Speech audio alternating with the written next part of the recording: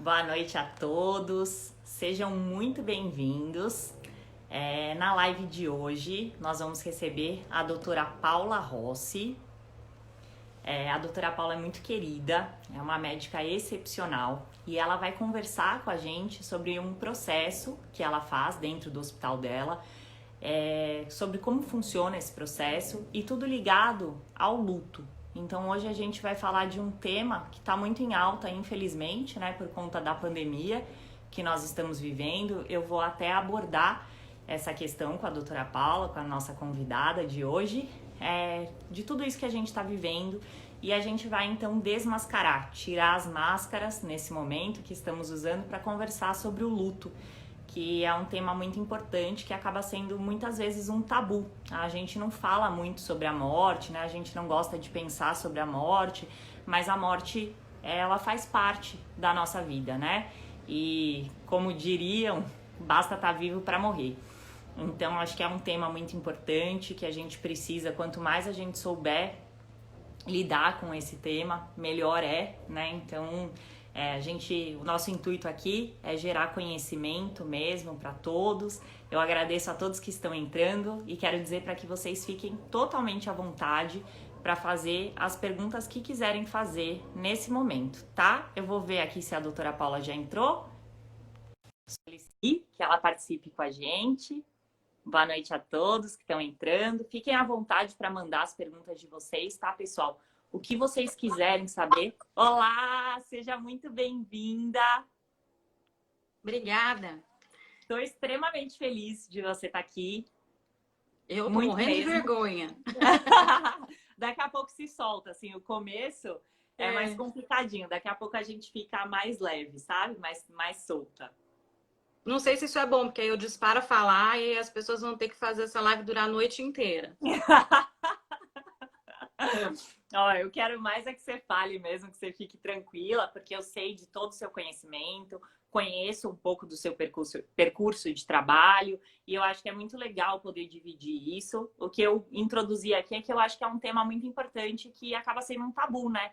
A gente não fala sobre isso e que é importante que a gente fale, porque todo mundo já viveu alguma vez algum processo de luto, ou infelizmente vai vir, né? Vai chegar esse momento de viver isso, e quanto mais conhecimento a gente tiver, melhor né? Eu acho que o conhecimento gera transformação, né? A consciência gera transformação. Então, por isso que eu te chamei aqui para você disseminar conosco seu conhecimento. Ó, não sei se você Um conhece prazer as pessoas que estão enorme. aí, mas tem bastante gente entrando, fico Eu tô feliz. vendo uns nomezinhos conhecidos. É um prazer enorme estar aqui. Agradeço muito o convite e a oportunidade de, na verdade, eu acho que a gente nunca transmite conhecimento, o que a gente passa é experiência, né? Compartilhar experiências, joga luz nas coisas. Uhum. Normalmente o que causa, né, faz os temas serem tabus é a escuridão, né? É a falta de falar sobre aquilo. E isso gera muita ansiedade, por isso vira uma coisa muito difícil de lidar. Mas quando a gente começa a falar sobre isso, ilumina, né? E aí a coisa muda de cenário um pouquinho. Gera transformação, como você falou. Doutora, eu queria que você primeiro falasse para nós sobre a sua história na medicina e principalmente sobre o que você faz hoje, como que se iniciou esse projeto, enfim, a área que você assumiu dentro do hospital que trabalha, só para o pessoal saber um pouquinho sobre a sua trajetória. Tá. Eu não vou falar em períodos, porque, né, Não essa precisa. idade a gente vai falar só sobre a experiência. Tô brincando. Na verdade, eu sou médica, né? Eu sou titulada em clínica médica e tô nesse serviço em que eu atuo hoje há 12 anos já. Já tenho mais tempo de formada, mas montei parte do que a gente tem trabalhado hoje desde o comecinho, então desde a fase embrionária.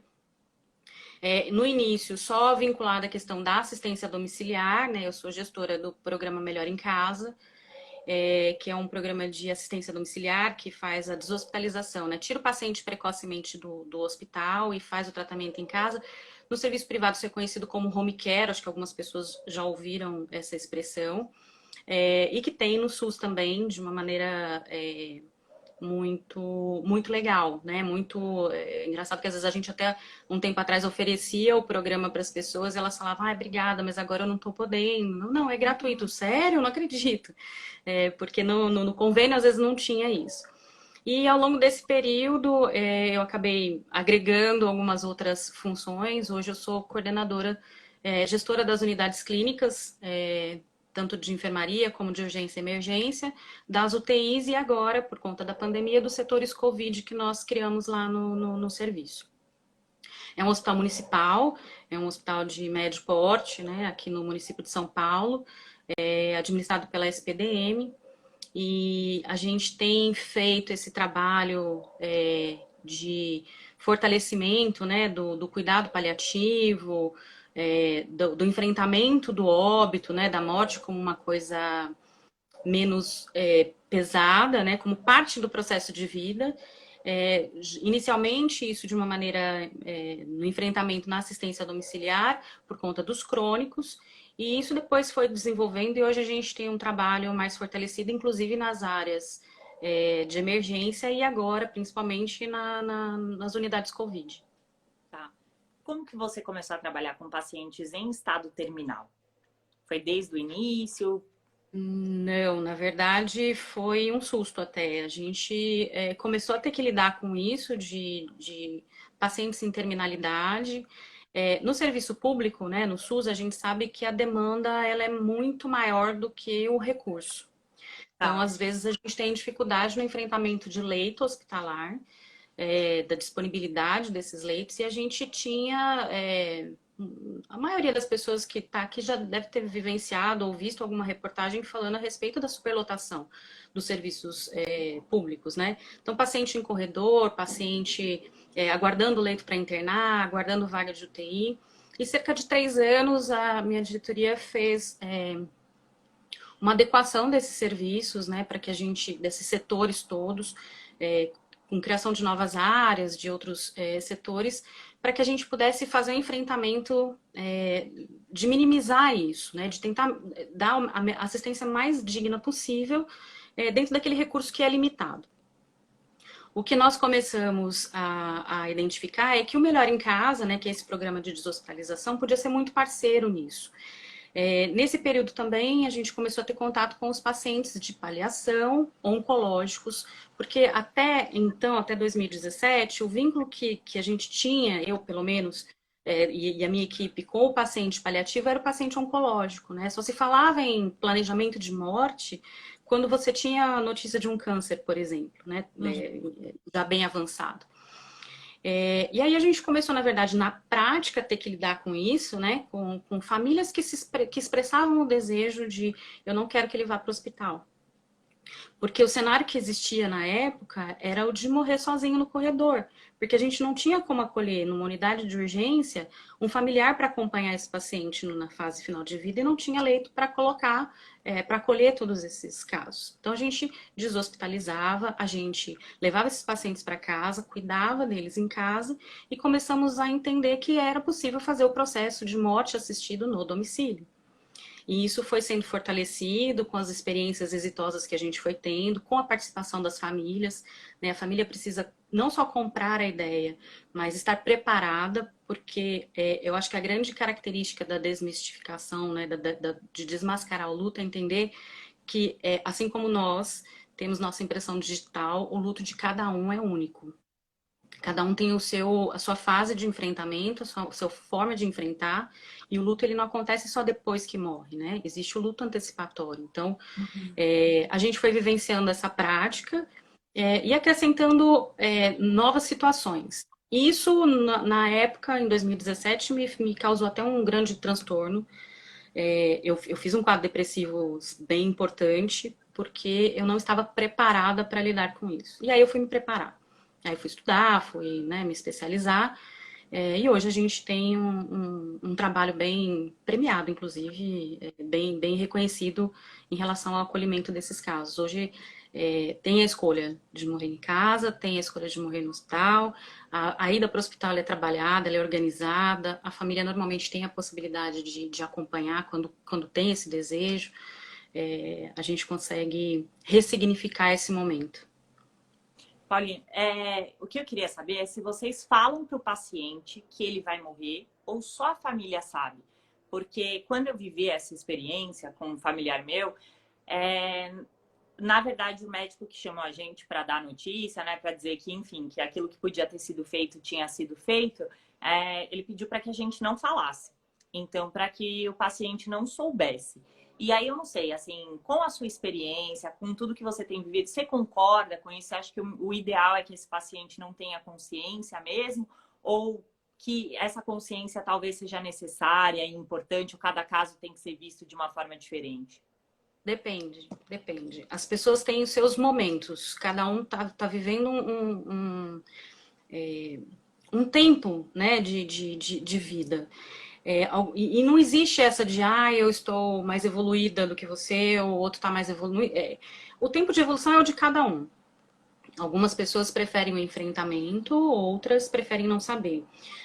Uma das grandes mentoras minhas na área de cuidado paliativo, a doutora Ana Paula Santos, que é lá do Sírio, ela relata um caso que foi muito marcante para ela, de um menino, um adolescente, que entrou num processo ativo de morte, que a gente chama, né, o PAM, e assim, não existia mais reversão, era uma questão de dias ou uma semana no máximo. E ela entrou no quarto e perguntou: você tem alguma coisa para me perguntar? E ele falou: não, tenho nada que eu quero saber, não. Se quiser conversar, pode falar com os meus pais. Então, assim, a maturidade de um adolescente de entender que o tempo dele era o de não saber, né? Era Uhum. de mergulhar e deixar. Então, a gente tem que ter essa percepção. Em alguns casos, o paciente não tem consciência. Infelizmente, né, no Brasil, a gente ainda está caminhando muito nessa questão do cuidado paliativo, a gente ainda está amadurecendo muito, mas a gente recebe muito paciente já em fase muito avançada, né, já nessa fase de processo ativo. Na terminalidade, porque o cuidado paliativo, na verdade, ele abrange desde do diagnóstico. E quando ele entra na terminalidade, nem sempre eu consigo ainda manter consciência, dependendo do quadro que ele tem. Um paliativo geriátrico, por exemplo, por um Alzheimer avançado, ele não tem consciência, então é um desgaste para a equipe, para ele, para a família, insistir na informação. Mas Uhum. tem aqueles pacientes que são mais jovens, que dependendo do diagnóstico, tem total coparticipação, às vezes até protagonismo.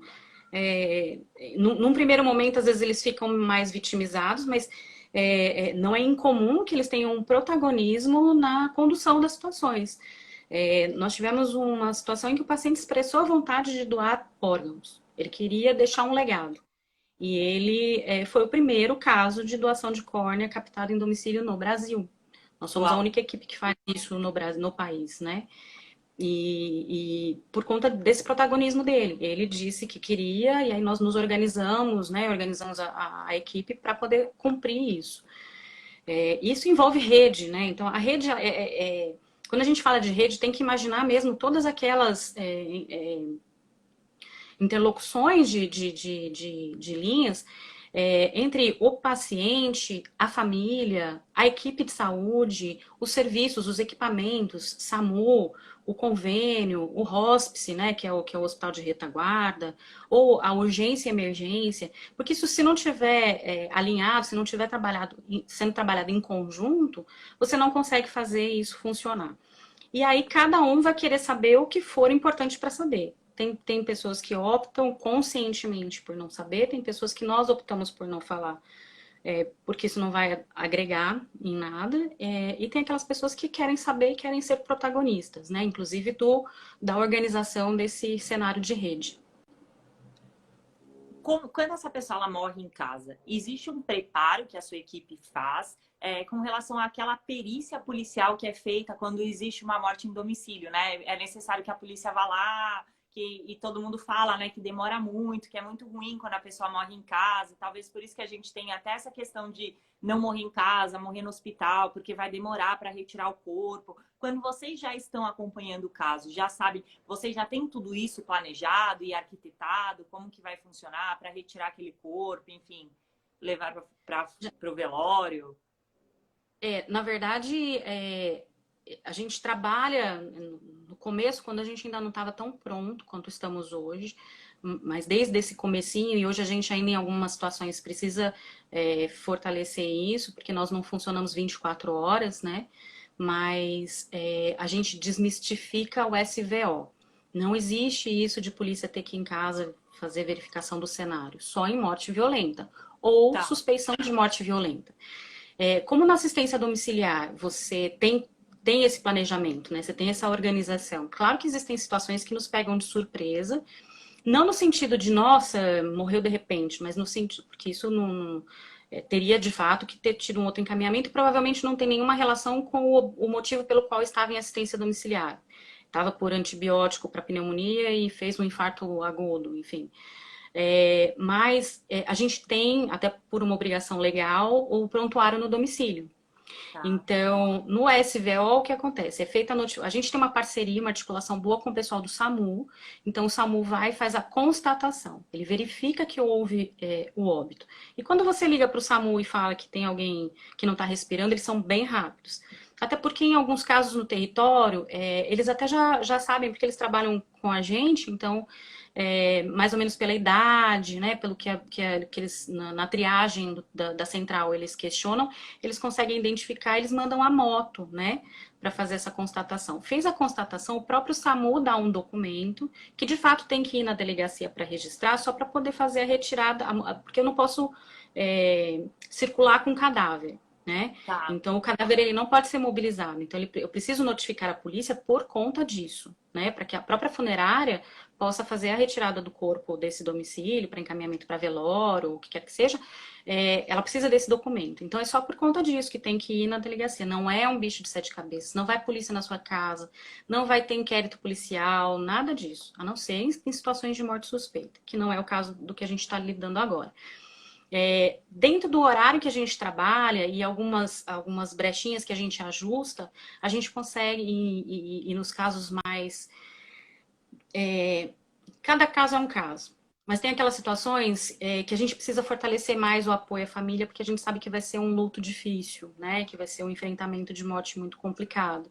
Então, nesses casos, a gente tenta, sempre que possível, garantir a declaração de óbito. E aí, a declaração de óbito, ela já é o documento, quando a equipe está pronta, tá no horário de trabalho, eles fazem o preparo do corpo já, tudo direitinho, o tamponamento, enfim, acolhem a família, enquanto a gente providencia a documentação para a funerária poder retirar o corpo. Nos casos de doação, é que agora, por conta da pandemia, não está sendo feito captação de córnea, mas nos casos de doação, a gente inclusive faz a contabilização do horário em que foi notificado ou identificado, né, o óbito, para que a gente possa conseguir ver se está no tempo hábil de acionar a equipe de captação para ir fazer a retirada. Tem algum trabalho que é feito com essa família? Essa família ela tem um apoio? Existe uma preparação para essa família? Que vai Quando a gente ficar com o paciente em casa, enfim, um paciente que eles já sabem que está num estado aí de terminal, né? às vezes a gente tem tempo para fazer isso, às vezes Tá. não. Então, eu tenho aqueles pacientes que a gente acompanha desde o diagnóstico, né, até durante a hospitalização. Como eu coordeno todos os setores, eu acabo acompanhando eles desde, às vezes, da entrada no hospital. Então, esse trabalho ele vai sendo construído, é ótimo. Mas a gente já teve situações em que o paciente chegou para a gente encaminhado de outro serviço para óbito em 48 horas, né? Nossa, Então, é difícil vincular em 48 horas. sim, A minha equipe quase realmente impossível. eu tenho uma equipe sensacional que segura muito essa bronca, assim. Tanto o pessoal da psicologia, do serviço social, a equipe médica, de enfermagem. Eu tenho uma enfermeira que trabalha comigo, que é a Ana Paula, que é indescritível o trabalho que ela faz, o vínculo que ela tem, né, nesses casos, e normalmente a gente consegue resgatar e vincular, e a gente acompanha no pós-óbito, né? A gente faz visita de óbito, e que a gente chama de visita de luto, e se necessário a gente até acompanha essa família um pouquinho mais de tempo, né? E às vezes em algumas situações a gente até inclui o familiar no programa para poder manter esse acompanhamento, para evitar o adoecimento dele que pode gerar né, um agravamento de saúde ou ele virar um outro paciente que a gente vai ter que acompanhar depois. Então a gente faz essa ação preventiva. Normalmente, o que a gente trabalha muito, que a gente tem trabalhado muito, é na fala, em tentar. Quando você capacita a equipe, né, e você tenta desmistificar essa relutância com relação ao processo natural da vida, que é a morte, você consegue falar isso de uma maneira muito mais natural. Então, na hora que o paciente assina o termo, né, o familiar vai assinar o termo de inclusão desse paciente no programa, ou na hora em que a gente chama, dentro do hospital, por exemplo, quando a gente chama essa família para conversar sobre essa possibilidade de fim de vida, a gente já aborda isso de uma maneira tentando trazer a maior naturalidade possível nessa abordagem, né? Tá. Então, falar sobre, olha, vai morrer, se morrer, esses são os passos, né? Sem gaguejar, sem ficar nervoso. Porque se a gente. O problema do luto, na verdade, da morte, da doença, é que a gente faz transferência. É natural, né? É natural você encontrar alguém que está perdendo o pai e imaginar o seu pai morrendo. É natural você encontrar alguém que está perdendo um filho e imaginar, nossa, se fosse comigo. Você transfere. E os profissionais de saúde são seres humanos, né? Então, Sim. se você não esgotar a possibilidade de capacitação, no sentido de fortalecê-lo, de que aquilo tudo bem, ele se sentir. Naquele dia ele não tá legal, ele vivenciou uma situação de medo, por exemplo, ou de um adoecimento na família e deixou ele angustiado, ele precisa ser acolhido também, e se for o caso, pedir para se afastar daquela situação, daquele acompanhamento. Porque a desorganização emocional dele não vai contribuir em nada para a organização daquele cuidado. Então a gente tenta trabalhar esse preparo nesse sentido. E falar desde cedo, né, desde o primeiro momento, que a gente chama, é uma expressão que a gente usa muito em medicina, mas, que pode parecer vulgar para as pessoas leigas, mas que a gente fala o gato subiu no telhado, né? Assim, é preciso saber que ele está lá. Existe a possibilidade dele cair em pezinho? Existe, mas a possibilidade dele não ter 7 vidas, como é a lenda, é Uhum. muito maior, né? Então as pessoas precisam estar preparadas e a gente tenta trabalhar isso no, eu tô vendo os recadinhos aqui, gente. Desculpa, por isso que eu Que coisa fiz mais de vez linda, em né? Quando a quando, gente ouve isso, bonitinho. né?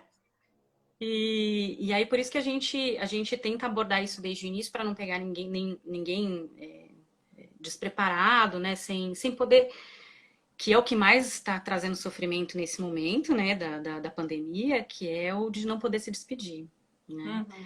Uhum. Eu tive uma experiência muito, muito linda na emergência lá no hospital uma vez.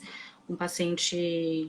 A gente tenta trazer algumas coisas, infelizmente nem tudo a gente consegue sustentar ou fazer em todos os casos, porque todo um cenário precisa estar pronto e preparado para isso. Mas a gente tenta fazer uma coisa chamada parada assistida, que é quando o paciente tem a parada cardiovascular, que está sendo ressuscitado, que a família possa ver isso. Por quê? Primeiro que e isso aconteceu, não tem acontecido tanto agora, porque esse mito caiu um pouquinho por terra, mas logo no meu início no trabalho lá no hospital, existia uma fala muito ruim, muito pejorativa, de que todo paciente que entrava lá morria e ninguém sabia por quê. O nosso número de óbitos nunca foi absurdamente alto, nunca foi dístole em relação à média, né, dentro daquilo que é preconizado pelas autoridades de saúde, mas é claro que para quem perde, os números do município não fazem diferença, aquela perda é única, né? E a gente começou a tentar fazer isso para desmistificar, para as pessoas verem o esforço da equipe naquele atendimento, como era feito aquele envolvimento todo de tentar resgatar aquela vida. E aí nós tivemos um paciente que chegou, era um infarto muito extenso, e ele chegou vivo, ele estava vivo e ele ia parar. A gente sabe pelos parâmetros, né? E aí nós chamamos, a equipe estava atendendo, falei, equipe, tudo bem? Todo mundo pronto? Vocês aceitam? Topam? E a gente chamou. E a esposa e o filho puderam ver o momento em que ele teve, que o coraçãozinho parou e que as suas manobras. E quando a gente viu que não ia voltar, até pela extensão do quadro, a gente. Oi, voltou. Deu certo. Pronto, estão me ouvindo de novo agora? Estamos. Tá bom. Eu não sei o quanto eu falei que não foi ouvido, Eu acho que desde mas a eu hora tava. que a esposa e o filho puderam assistir. Sim, puderam ver o momento assim, e aí quando a gente viu que era irreversível a parada, eles puderam se despedir. E isso é importante, né? A gente, normalmente as pessoas têm essa experiência com o paciente mais crônico, né? Da doença que você já está esperando o desfecho morte. Mas nos casos agudos, é muito mais traumático, né? Então, Uhum. ter essa oportunidade para eles é muito importante. E meio que acabou esse burburinho, né? Durante um bom. Vez ou outra tem sempre alguém que gosta, né, de criticar, ou tá num momento de grande angústia e sofrimento e precisa exteriorizar isso agredindo, mas de um modo geral a gente desmistificou essa impressão que as pessoas tinham no hospital com esse trabalho que a gente começou a fazer lá. A Sandra pediu para você repetir a história, mas eu acho que essa é a história, né? Que na verdade, tipo, esses familiares puderam assistir, né? O que toda a equipe faz, Só, todo o esforço. só resumindo, Sandrinha, é sobre a parada assistida. É algo que é comum nos Estados Unidos, né? Assim, normalmente durante o atendimento de parada familiar que está presente na sala de choque. E a gente fez isso algumas vezes no Vila e deu muito certo. Funcionou muito, foi uma experiência bem gostosa. Para a equipe também, ver o seu esforço sendo reconhecido por aquela família, sendo compreendido. Porque o luto no profissional de saúde também existe, É né? lógico. Ele não é só a cada perda, né? Sair do plantão com aquele peso, né? Com aquela angústia de não ter podido salvar uma vida. Então, ter a participação da família nesses momentos, assim, as cartinhas, né, de gratidão depois que a família perde alguém e consegue se fortalecer a ponto de escrever uma cartinha de gratidão, isso não tem MBA que pague esse preparo que esse retorno dá para o profissional, né? É realizado algum trabalho com essa equipe? Eles precisam ter um acompanhamento? Vocês têm algum tipo de serviço que é disponibilizado? Vocês fazem parte de um grupo que todo mundo pode conversar, falar sobre isso? Existe um preparo para essa equipe? Porque são casos muito difíceis, né? Assim, você pode ter tanto uma questão desses pacientes, gente jovem, às vezes, né, que você nem espera, que acaba trazendo um luto mais forte, né? É mais difícil de lidar, é mais difícil de lidar com uma morte precoce, né? Assim, no sentido de jovem do que com um paciente mais idoso. Pronto, agora vamos. Começamos de novo, do começo. Desculpa, gente, mas é que Imagina. sempre é especial, né? Sempre tem que acontecer alguma coisa diferente. Tá, o que eu tinha te perguntado, na verdade, é se o que eu estava até explicando para eles é que dentro dos estudos da psicologia, a gente fala sobre um luto que é mais bem aceito de uma pessoa idosa do que de uma pessoa mais jovem. Se você percebe isso no seu dia a dia, na sua experiência, na sua vivência, ou se de repente aquela pessoa que já teve um diagnóstico, porque a gente sabe que tem criança, tem pessoas jovens que recebem um diagnóstico de câncer, por exemplo, aquela família aceita melhor pelo fato de já ter um conhecimento, ou se não, o simples fato de ser uma pessoa jovem sempre é mais difícil. Não existe essa regra, né? Existem pessoas que têm enfrentamento de morte de pacientes com 90, 95, 100 anos, muito dramático, um luto muito complexo, mas existem pessoas que perdem crianças e que lidam muito bem. Mas a regra é que você meio que se programe para aceitar quando a pessoa já tem uma doença arrastada, ou quando tem uma idade bem avançada, enfim. Eu, particularmente, até por ter feito especialização em geriatria também, eu tinha muita dificuldade de lidar com a morte do jovem. Então, assim, os casos que mais mexeram comigo, que mais me trouxeram dificuldade na organização do serviço, até na lida com aquele processo todo, foram de pacientes mais jovens, adolescentes, e que a gente tem, né? Assim, a gente atende de recém-nascido, prematuro, a pacientes centenários. Então, tem de um tudo. E o luto, ele não escolhe uma característica específica, né? A vivência dele, tem pessoas que enfrentam de uma maneira muito leve e suave, Eu costumo falar que existe aquela questão do boleto, né? O boleto você pode não pagar ele na data certa, mas em algum momento a conta vai chegar. Uhum. Mas você vai ter, né? Então também tem isso. Algumas pessoas naquele momento, naquela fase, naquele momento específico de vivenciar aquele adeus, lidam de uma maneira relativamente suave, mas dali um ano, às vezes, alguns meses, às vezes 5 anos, algum gatilho desencadeia e resgata aquilo e cobra. Você tem que vivenciar o sofrimento, né? O sofrimento, ele é parte do processo. Negar, e a negação é uma das fases do luto, uma das madrinhas, não, acho que das mães do cuidado paliativo, que é a Elizabeth Kubler-Ross, ela separou a questão do luto em fases, né? E Uhum. a gente tem que vivenciar cada uma dessas fases, mas não é bonitinho, não é um roteiro que você a negação e depois a raiva e depois né, assim, não funciona desse jeito. E o tempo também não é uma coisa marcada, uma semana para cada sentimento. Cada pessoa vai vivenciar isso de um jeito. É como eu disse no início da live, né? O luto e a impressão digital são únicos, cada um tem o seu, e não tem igual, não tem. É engraçado que o ano passado eu tive uma vivência pessoal de luto, né? E momentos, assim, dias próximos daquela experiência que eu tinha tido, eu fui dar uma palestra num evento de cuidado paliativo lá no Hospital Geral de Guarulhos e eu não recomendo fazer isso, hein, gente, mas eu faço. Eu sempre preparo as minhas aulas, as minhas apresentações na véspera. Eu vivo bem sob pressão. Não recomendo, mas funciona para mim.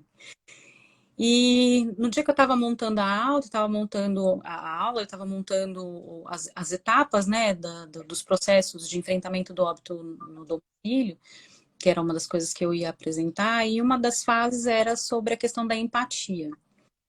E aí eu fui mergulhar naquele tema para eu poder elaborar bem a apresentação, e eu me dei conta, pelo processo que eu tinha vivenciado recentemente, que aquela interpretação que eu tinha da empatia, de que empatia é saber se colocar no lugar do outro, estava completamente equivocada. Não é empático se colocar no lugar do outro, porque você nunca vai ocupar o lugar do outro. O lugar do outro é do outro, o seu é o seu. Empatia é você entender que o lugar do outro é diferente do seu e respeitar isso.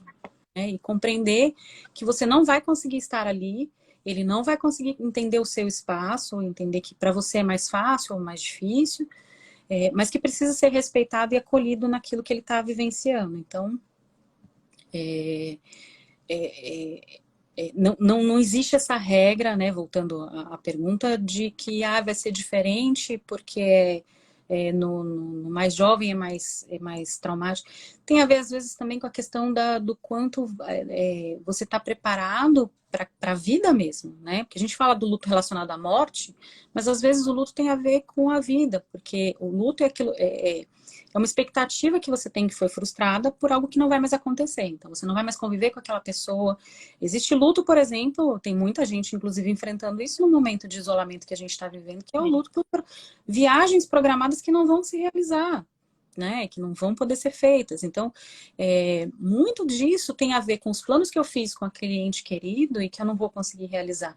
E isso, às vezes, é o que agrava o fato da morte precoce. Não só pela idade, mas também por ser uma coisa aguda. É o rompimento daquele planejamento que você fez. E normalmente, na cronificação, você tem um tempo para ir rompendo isso de maneira um pouquinho mais tranquila, né? Mais gradual. Como que é feito o trabalho com a equipe que trabalha nesse programa, né? Toda a equipe, porque a gente está falando aí, né, de enfermeiros, de médicos, de toda uma equipe, né? Não sei, psicólogos, às vezes assistente social também faz parte. Como que vocês trabalham com esses profissionais? A equipe, na verdade, ela é multiprofissional, tem farmacêutico, tem terapeuta ocupacional, tem assistente administrativo, então a gente tem, como são múltiplas áreas, cada um teve uma formação diferente e tem um olhar diferente para aquelas situações que estão vivendo. Né? Então, por exemplo, o administrativo, que teoricamente na formação dele não tem uma abordagem sobre essa questão, ele tem que fazer o enfrentamento, porque às vezes é ele que recebe a notícia do óbito por telefone, quando o familiar liga, às vezes chorando, às vezes, né, angustiado, desesperado. E assim, o que nós percebemos, né, é que no momento em que a equipe não tinha preparo, a gente tinha muita gente surtando. Então, era um e as pessoas se angustiavam e a gente também não sabia como lidar com aquilo porque nós também não estávamos preparados. E isso, inclusive falando de rede, né? E aí nós organizamos, vimos a necessidade dessa capacitação e a gente organizou no território capacitações continuadas. Então, a gente faz... existe um modelo chamado PROADS, que é um modelo que o Ministério da Saúde trabalha usando serviços que têm expertise para treinamento e capacitação de equipes que ainda não tiveram essas experiências ou que ainda estão mais cruas no processo, né, de amadurecimento daquela função, daquele trabalho. E aí a gente usou esse mesmo modelo, PROADS, a gente desenhou uma capacitação, então a gente faz seminário, num ano que a gente traz palestrantes e temas diversos. No final desse evento é feita uma pesquisa com os participantes no sentido de entender quais são as demandas que aquele evento gerou, quais são as temáticas que mais geraram dúvida, questionamento, necessidade de capacitação, e aí a gente faz a ampliação desse processo no ano seguinte com módulos de treinamento específico. E aí, o ano passado, nós fizemos uma imersão em cuidado paliativo. Então, foram 10 módulos, cada módulo trabalhado com uma temática diferente, trazendo metodologias ou profissionais diferentes para falar, para abordar, para discutir com as equipes, para a gente poder ir sensibilizando. Tanto no atendimento domiciliar quanto na equipe do intra-hospitalar, nós temos psicólogos, um deles estava aqui, que eu vi o nomezinho dele passeando aqui na tela, que fazem essa acolhida tanto com com os usuários, né, paciente, familiar, enfim, mas também com os colaboradores. A gente não tem um serviço de terapia para esses casos. O que a gente acolhida, uma triagem, e aí se a gente identificar que não é algo superficial, que precisa ser aprofundado, precisa ser trabalhado, e ele é encaminhado, e a gente tem serviços de referência para fazer esse encaminhamento. Nesse momento de pandemia, que pegou todo mundo de surpresa, vocês estão com algum programa específico para com essas famílias? Porque eu acho que são casos, cada caso é um caso, né? Não se sabe, e às vezes a coisa evolui muito rápido. Pelo menos é o que a gente ouve dizer, né? Eu não estou vivenciando isso assim na pele como vocês, mas que às vezes o paciente entra bem e em pouco tempo, às vezes 1, 2 dias, acaba tendo uma piora muito significativa. E aí, existe alguma coisa que o hospital está fazendo nesse momento para conversar com esses familiares? Pelo menos o que a gente vê na TV é que tem muita gente jovem morrendo, né? Não é bem como a gente imaginava que seria, né? Só os idosos vão morrer. Não. Uma das coisas que, na verdade, mais nos pegou, assim, de surpresa, não no sentido de despreparo, mas no sentido de angústia mesmo, foi a quantidade de jovens sem comorbidades que adoeceram. E, assim, realmente a manifestação clínica ela é muito rápida, né? O declínio da função respiratória é rápido e o paciente já evolui com gravidade. E por uma questão de cuidado sanitário, a gente tem que proibir a visita, né? E isso, ele trabalha com cuidado paliativo, política nacional de humanização, e tem esse olhar, né, como a gente tem, foi muito sofrido. E aí eu bato, né? Eu fico... A Ana Paula me pontua muito também, ela é mais envolvida nessa questão não, mas tem que fazer do que eu. E aí a gente vai pensando, né, imaginando, desenhando como é que a gente pode fazer as coisas, e aí eu levo, né, ouço também quem está na ponta, né, os médicos da equipe também trazem muito essas angústias, os enfermeiros que estão ali vivenciando isso trazem muito essa ansiedade, e aí eu levo para a diretoria e eles são muito acolhedores nesse sentido, então as ideias malucas que eu tenho de vez em quando, eles A gente tá fazendo, né? Mas estávamos fazendo exclusivamente as videochamadas. Como é que a gente estava fazendo para tentar minimizar um pouquinho essa separação? Os pacientes que estavam bem, que não estavam na UTI, a gente tem um tablet que fica na unidade, porque aí vai falar, não pode celular do paciente, mas pode. É um tablet que ele é higienizado de maneira específica no nosso centro de esterilização. Ele é higienizado a cada videochamada, por isso que não dá para fazer todos os pacientes no mesmo dia.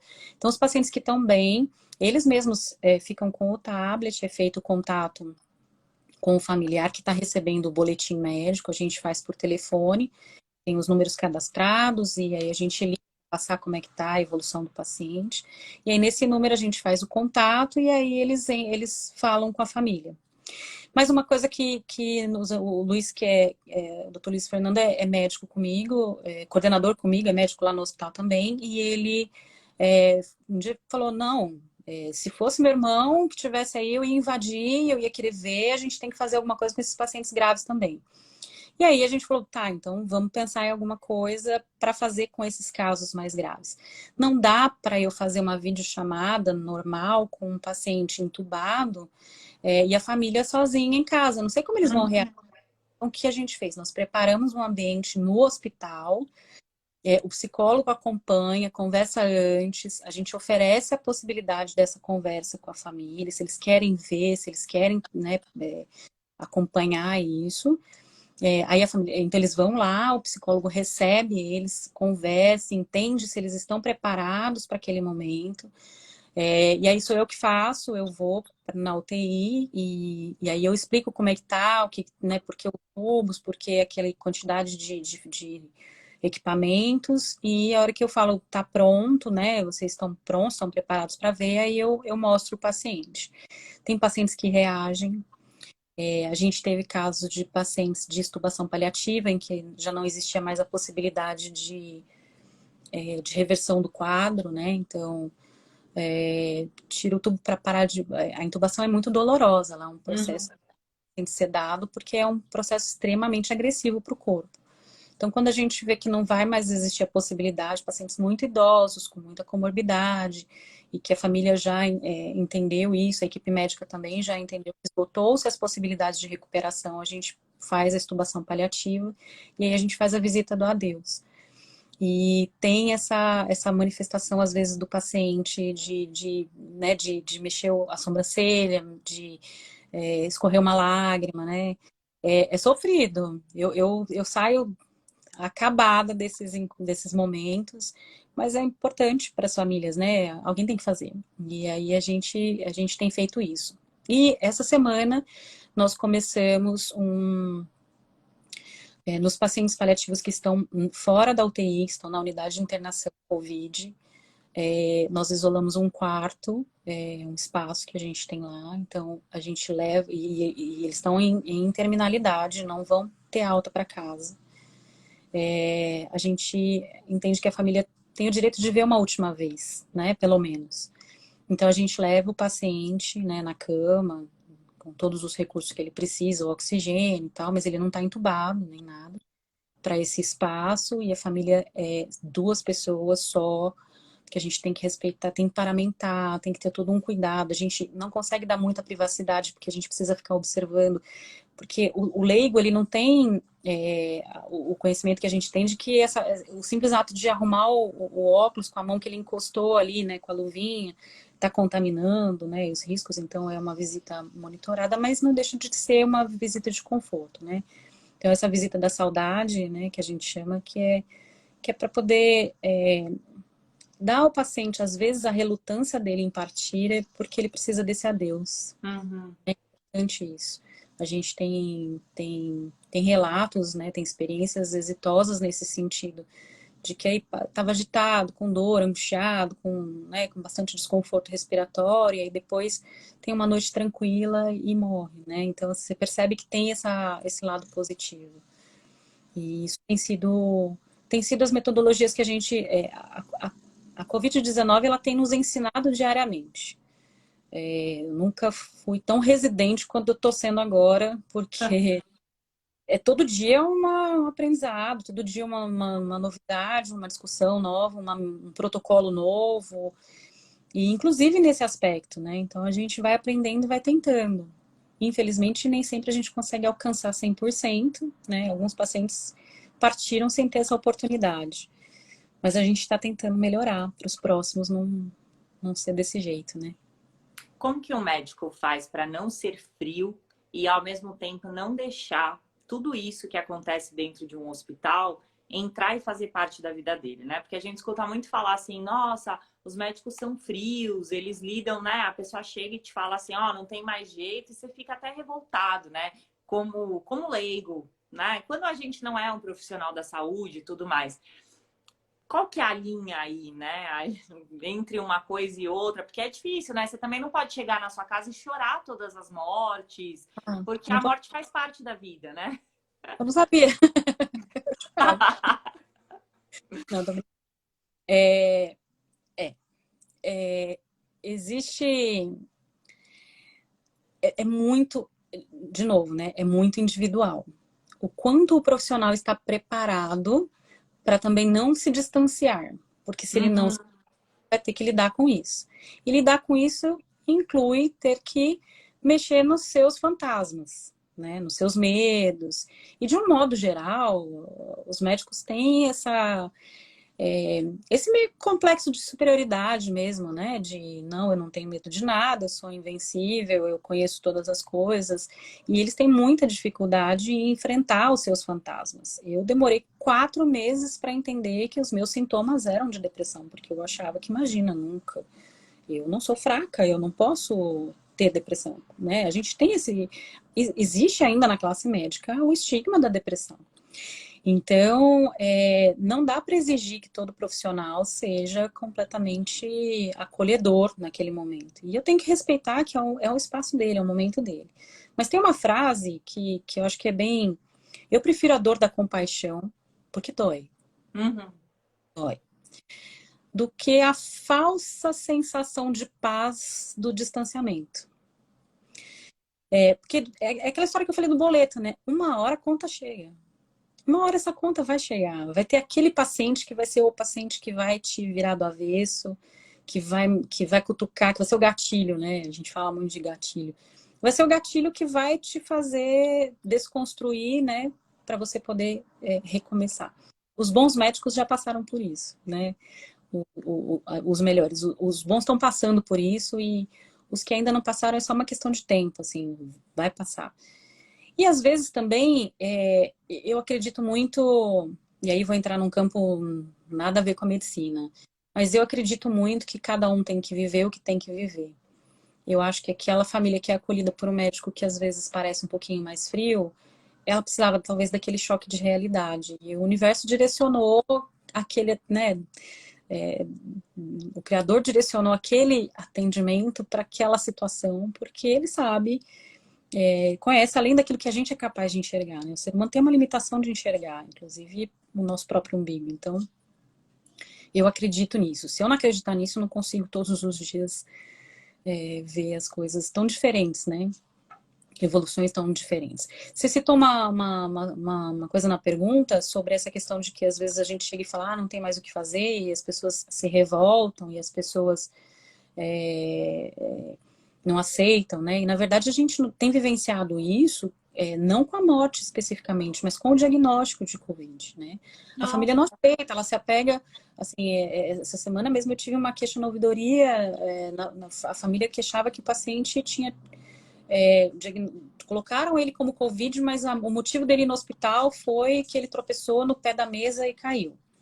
E aí eu sempre chamo a família para conversar, e aí na conversa, assim, ele tinha tosse, ele tinha dor de garganta, ele tinha falta de ar, ele tinha todos os sintomas Covid, mas eles precisavam se apegar na informação do tropeção no pé da mesa, porque tá muito difícil aceitar, né?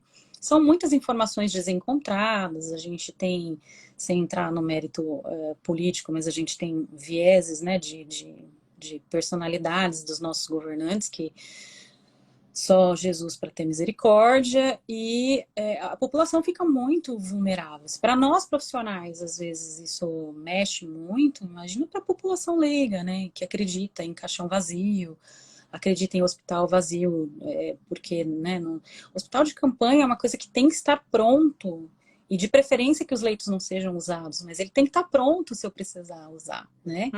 Então, ele não tem que estar 100% ocupado, porque isso seria um desespero total. As pessoas deveriam ter medo e surtar e querer, né, arrancar fígados de um hospital de campanha lotado. E não de um hospital de campanha que ainda tem leito, né? Mas a forma como as coisas são divulgadas assustam e as pessoas entram nessa fase de luto, né? Na negação do diagnóstico. E aí no óbito, então, isso é muito mais forte, na morte, né? Isso é muito mais fortalecido, muito mais agressivo, né? Principalmente nos casos de evolução rápida. Mas... Oi? Perdão, te cortei. Não, Encerra, por favor. pode perguntar. Qual que é a melhor forma de dar uma notícia de morte para uma família? Existem ferramentas, né? Os cursos de cuidado paliativo ensinam, e existem cursos hoje de comunicação de más notícias que utilizam uma infinidade de ferramentas que você pode utilizar, mas na prática mesmo, porque aquilo serve como um mentor de orientação, né? Para você aprender, para você saber que existem... a comunicação ela é verbal e ela é não verbal também, né? Então...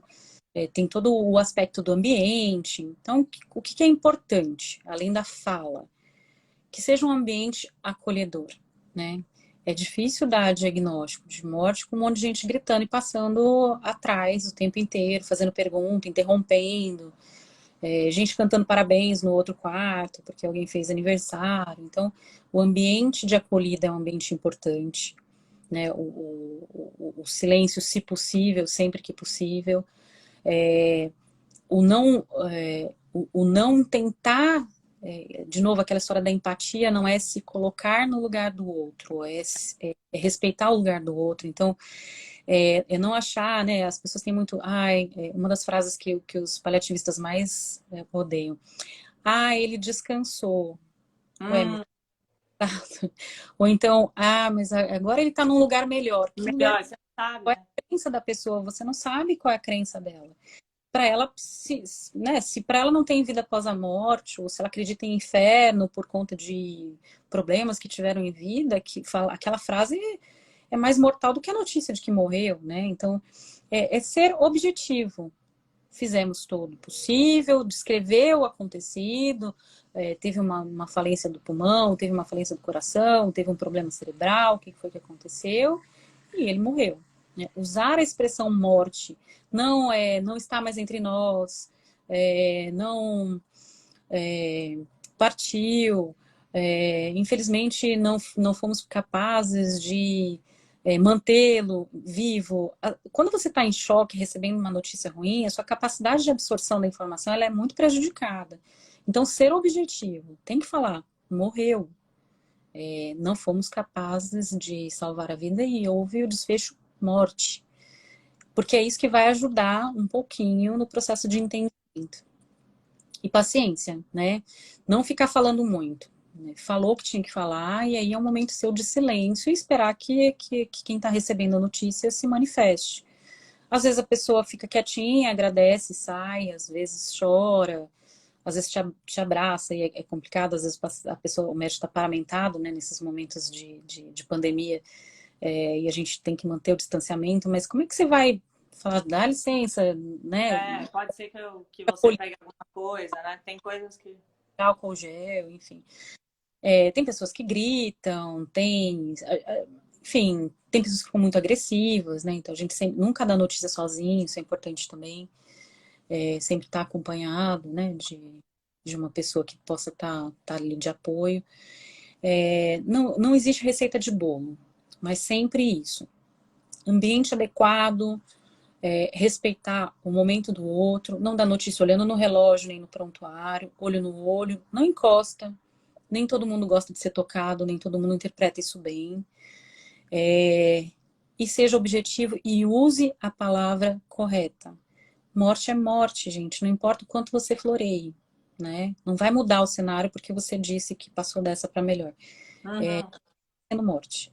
Então, usar a expressão morte, usar, ser o mais sincero e franco possível, é a forma que você consegue transmitir essa notícia, minimizando a dor, né? Que a dor vai existir, mas minimizando a dor. Tanto para o familiar quanto para você. Né? Porque quanto mais você floreia, mais fica difícil, mais você vai se angustiando, mais aquilo vai gerando ansiedade, e aí aquilo é algo que você vai ter dificuldade depois de trabalhar.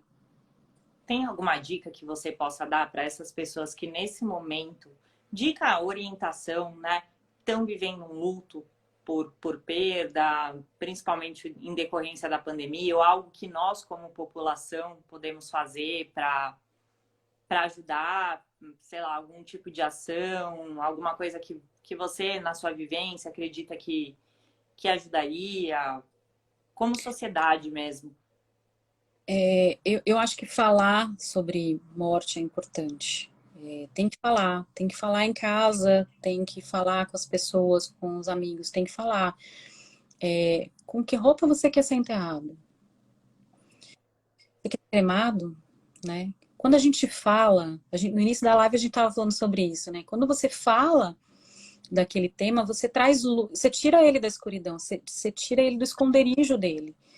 E aí, quando eu era criança, eu sempre gostei muito de ler, meus pais sempre me deram muita oportunidade nesse sentido. Eu sempre, desde pequenininha, que eu ganho livros e aquelas enciclopédias de histórias infantis, Branca de Neve e Cinderela, enfim, mas eu também lia muitos livros didáticos e tinha um que era muito engraçado, era um ursinho, e aí o ursinho sai na noite, ele se perde na floresta, e aí ele vê um monte de monstros, monstros horrorosos, e ele fica desesperado. E aí ele adormece de medo e a mãe acha ele no dia seguinte e aí eles fazem o mesmo percurso de volta. Enquanto a ursa está trazendo ele de volta, então assim, tem aquela coisa de a luz do dia, mais a segurança da mãe estar perto, né? E aí ele vai vendo que não eram monstros, eram sombras que as árvores, os galhos de árvores projetavam.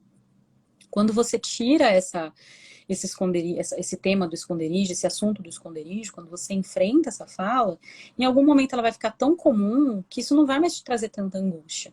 Você vai conseguir lidar com isso de uma maneira, no momento da morte, não. Tem que viver a sua dor no seu tempo, do seu jeito, único, e não tem que dar satisfação para ninguém sobre aquilo que você está vivendo, né? Não tem que prestar contas daquilo.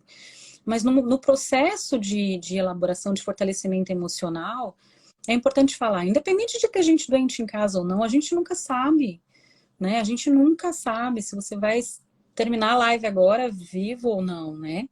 Então tem que falar sobre isso, tem que falar que você gostaria de ser entubado se você não tivesse possibilidade de voltar depois, tivesse que ser mantido artificialmente por 3 meses com um tubo na garganta. Sim ou não, tem que falar sobre essas coisas. O que a gente mais vê é pessoas que não estão toquinho com medo do escuro, é verdade.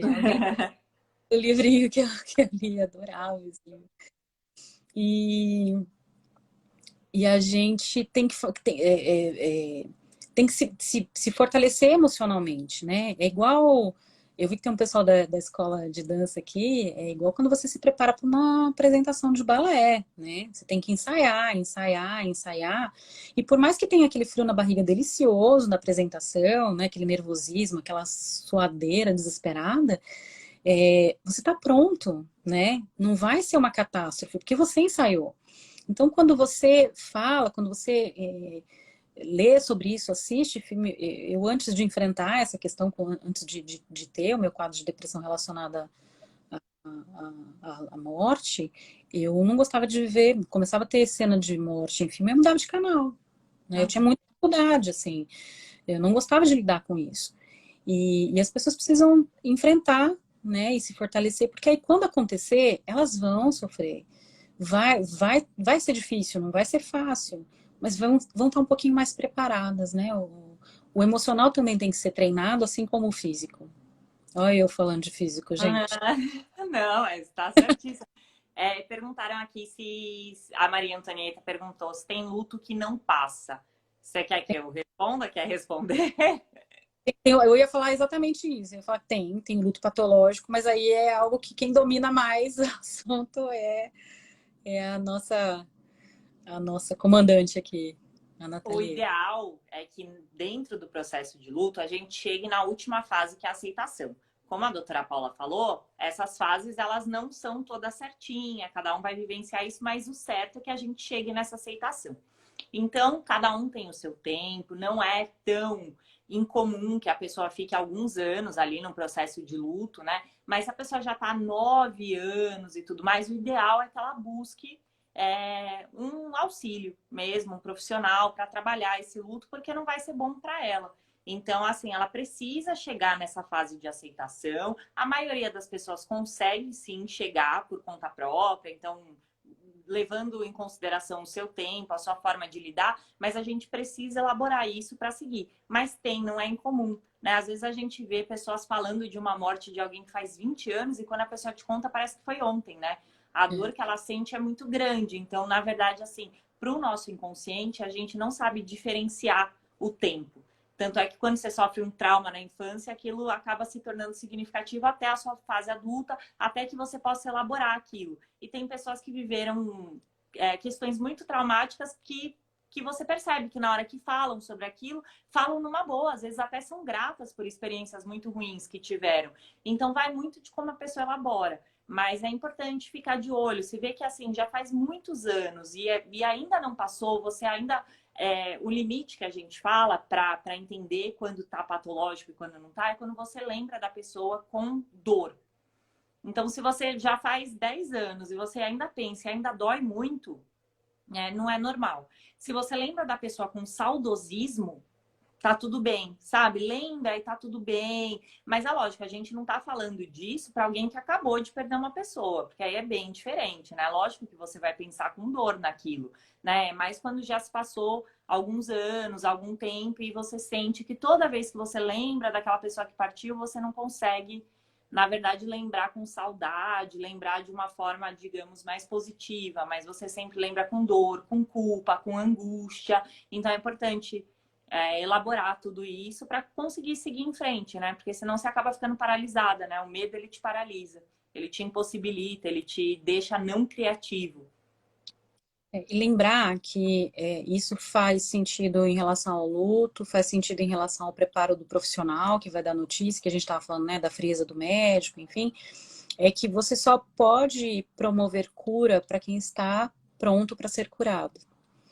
Então, a pessoa precisa entender que aquele cenário é um cenário, né, não normal e aceitar, porque ela não vai se permitir ser tratada enquanto a gente não sensibiliza. Isso faz parte do processo de cura, óbvio, mas a sensibilização da identificação disso é também importante.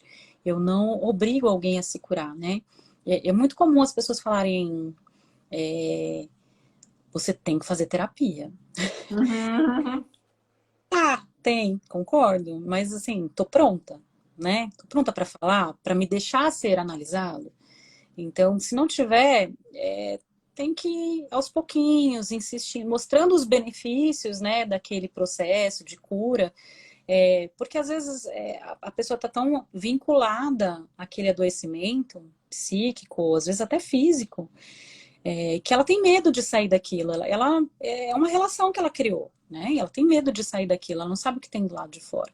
Então a gente precisa mostrar o benefício que tem do lado de fora, quem tá bem, quem tá são, precisa mostrar. E quem ainda não tá identificando, ainda tá confuso, né? Mas não se sente preparado ainda, calma, né? Todo mundo tem o seu processo, as fases não são iguais para todo mundo, o tempo de cada um é de cada um, mas só de estar participando de uma live sobre esse tema, eu já entendo que tem um passo, né? Uhum.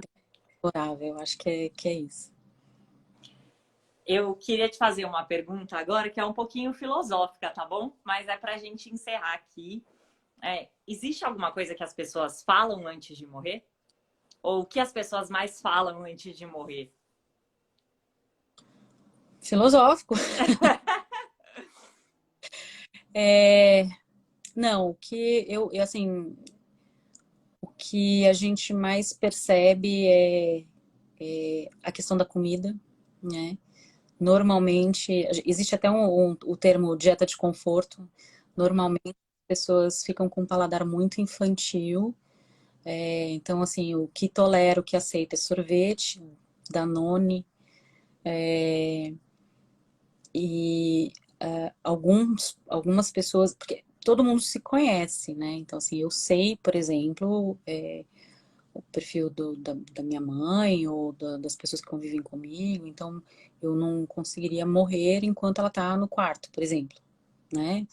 E isso a gente vê nos pacientes. Tem paciente que, assim, tá ali se segurando na unha e o familiar ali não quer sair 1 minuto de respiro, a hora que dá aquela saidinha, fala, vou ali tomar um cafezinho, já volto, e é nesse momento que o paciente morre, né? Porque precisa dessa distância para ele conseguir se desligar e ir embora. E tem pessoas que entendem que a família está bem resolvida, e aí não é incomum um relato de, morreu nos meus braços, faleceu segurando a minha mão, né? Eu acho que isso são coisas que, na minha experiência, é o que eu mais tenho ouvido. Mas frases específicas eu não tenho essa experiência, não. Ou nunca notei. Uma coisa que a gente observa muito nesses anos todos, e até a gente, vou fazer um spoiler aqui, a gente está até construindo aí uma possibilidade de um lançamento editorial, é a participação dos animais. Ah, eu queria que você falasse sobre isso. Eu só não quis perguntar porque eu não sabia se podia. Mas é tão Não. lindo. A gente percebe que muitas vezes o animal ele dá indícios, né? Se você acompanhar o comportamento dele ao longo do processo de adoecimento e dessa proximidade da, da, da, da morte, enfim, é uma, é uma, é uma característica que dá indícios, né? Dá sinais, assim. Eles têm um instinto super protetor. E a percepção pelo olhar do animal, às vezes, consegue dar para a equipe de saúde um direcionador de como lidar com aquela família, né? No preparo, na condução do quadro. Eles são extremamente próximos e eles, para eles aceitarem até a presença, às vezes, e a intervenção do profissional de saúde no processo ativo de morte, ele precisa entender que aquilo está trazendo serenidade. Ele consegue perceber o incômodo, porque às vezes o paciente está inconsciente, né, não tá falando, não está interagindo, mas o animal consegue perceber isso. Então, se ele tiver arisco, para o que você está fazendo. Isso está gerando sofrimento no paciente. E no Nossa. processo de morte, o que você não pode fazer é gerar sofrimento. Você tem que ser impecável no controle dos sintomas, né? Assim, a morte tem que ser um momento muito digno. E recomeça, repensa, se analise se a sua energia não está muito ruim, muito pesada, porque ele vai te direcionar nesse sentido. Ó, Dar a notícia para uma pessoa idosa da morte de alguém, ela cautela. falou que a mãe dela tem 85 anos e o irmão dela faleceu. E eles não contaram para a mãe dela que ela perdeu um filho. Se a gente acha que isso é a coisa mais correta para se fazer nesse momento. Ela é mãe, ela sabe. Ela sabe. Mas, independente disso, né, para que a fala seja tranquila, não ficar aquele burburinho, sabe? Do tipo, tem que falar sobre esse assunto, daí sai de perto. Depende do grau de entendimento, assim. 85 anos, mas super lúcida, entende tudo, compreende tudo, tem o entendimento do cenário completo, convivia antes, e aí já está começando a questionar, mas cadê fulano? Onde está o que está acontecendo? Eu acho que a sinceridade e a transparência, gente, elas sempre são o melhor caminho para tudo. Para propor um tratamento, para lidar com as situações no dia a dia, até para enfrentamento de dívida, né? Se você não se reconhecer endividado, você não consegue sair daquela situação. Então, a verdade, ela é sempre um pilar fortalecedor. E ela nunca é mais agressiva ou nunca é mais danosa do que a mentira, né?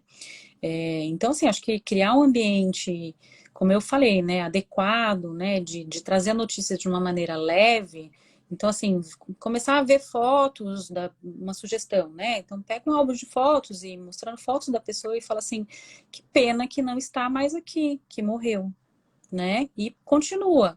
Porque, como eu disse, mães sabem, né? Então, com certeza ela já tinha essa sensação, ela precisava da confirmação para conseguir dialogar sobre isso. Talvez esteja até necessitando falar sobre isso, mas sente que a família vai ficar constrangida, sofrer, não vai conseguir, né, acolher aquela angústia que ela tem de tirar a dúvida de se é isso mesmo ou não. Eu acho, pelo que eu entendi, posso estar errada, se você quiser comentar aqui, eu acho que a pessoa morreu por causa da pandemia e por conta do isolamento a pessoa não está sabendo, entendeu? Eu entendi, foi a interpretação que eu fiz. Se eu estiver errada, As mensagens vão subindo, daí eu não consigo ver a antiga, né? Então eu não vi direitinho se especificava alguma coisa nesse sentido. Não, ele só falou que tinha 85 anos e que tinha falecido o irmão, mas eu entendi que foi um falecimento recente. Tô errada? Assim, se for isso, em algum momento, né, que a pandemia vai acabar, em algum momento essa pergunta vai vir. Então, de novo, eu acho que essa forma de transparência é a menos danosa, né? Tratar o idoso, gente, como se ele fosse um bibelô, como se ele não fosse capaz de administrar as suas próprias emoções, os seus próprios sofrimentos.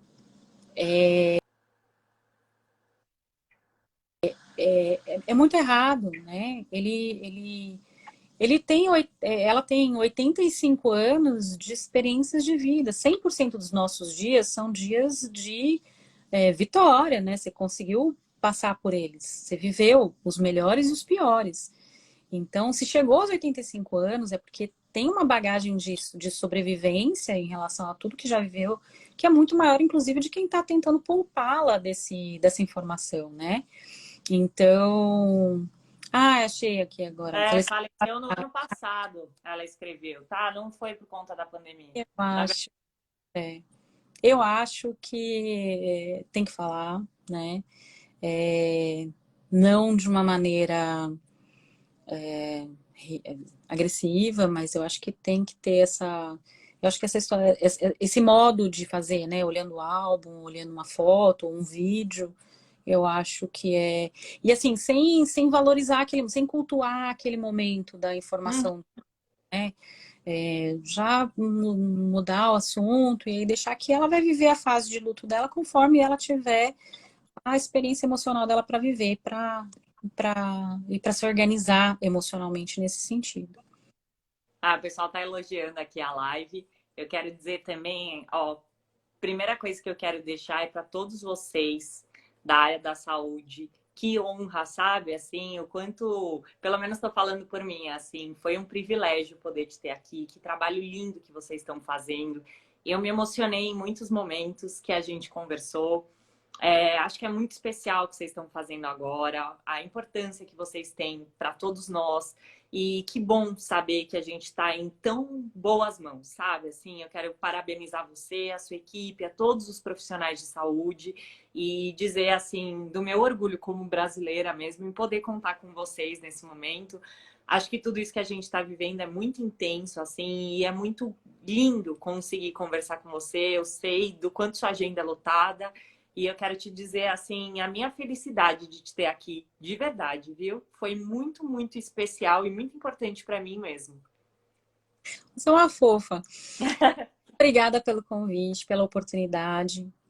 Eu só queria pegar esse ganchinho, né, que a gente estava falando sobre essa questão da Covid e até uma dica, né? Me pediram como é que a gente trabalha com essa questão agora nesse momento de pandemia. Quando a gente se informa, a gente também se fortalece enquanto comunidade, né? Quando a gente fala de pandemia, significa que mais pessoas, mais umbiguinhos estão vivenciando o mesmo drama. O que significa que eu não posso mais pensar num umbiguinho sozinho, né? Tem que pensar na coletividade. Então, não sai compartilhando coisas que você não tem certeza. Porque o primo de um amigo meu, ele é muito seu amigo. Você conhece esse primo? Né? Então, assim, se você não vivenciou aquela história, se ela não é tão próxima assim de você, não compartilha. Tem muita gente se aproveitando, né? Pessoas que que ainda não foram atingidas pelo amadurecimento ou pela consciência, né, de vida em comunidade, do que é importante nos momentos de dor, não compartilho. E sim, eu entendo a reabertura, né, eu entendo a necessidade das pessoas trabalharem, do comércio voltar a funcionar, dos serviços voltarem a operacionar, e eu acho que é importante, assim, tem que vender, tem né, que fazer a coisa funcionar, mas se você não tem necessidade, assim, essa coisa de ir ao shopping para passear, não, né? Agora não. Se preservem, se cuidem, acreditem na pandemia, ela é real, né? Eu vivo ela todo santo dia. E é bem difícil, é cansativo, esgota, emocional e fisicamente. E a gente não vai conseguir ver o fim dela se não houver uma colaboração comunitária. E cada um de nós é parte dessa comunidade. Então, um pedacinho de cada um faz diferença no todo. A gente não pode desistir porque o vizinho não está fazendo. Então, é só isso que, enquanto profissional de saúde e pelos profissionais de saúde, eu peço para as pessoas levarem esse recado. Não abusa, gente. Se cuida, se protejam os outros. Isso é muito importante. E pode depois, quiser mandar por direct alguma pergunta, alguma coisa que ficou pendente, que vocês queiram saber, pode perguntar, não ligo não, tá bom? Nossa, foi sensacional. Muito obrigada, de verdade, viu? De verdade mesmo, assim, não tenho nem palavras para agradecer. Foi muito, muito incrível a live. Obrigada por ter dividido conosco toda a sua experiência. Obrigada. Obrigada pela oportunidade. E todos vocês pela participação. Foi uma delícia, viu? Obrigada por terem assistido, viu? Tchau, tchau.